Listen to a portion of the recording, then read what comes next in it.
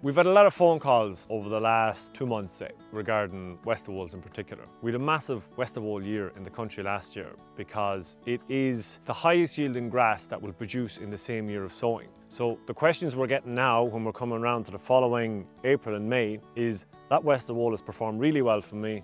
It's produced a lot of grass over a short space of time. Can I leave it in the ground? Now here, what we have in front of us here is an example of Westerwolds, Italian and hybrid ryegrass in the ground here for 18 months. The Westerwold has pretty much thinned out and gone now at this stage, and we have a lot of weeds in replace of it.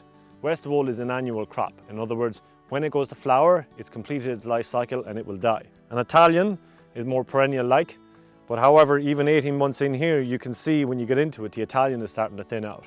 And whereas on the left here, we have a hybrid called Tetragraze, which is a very perennial type hybrid. A hybrid ryegrass is a cross between an Italian and a perennial ryegrass.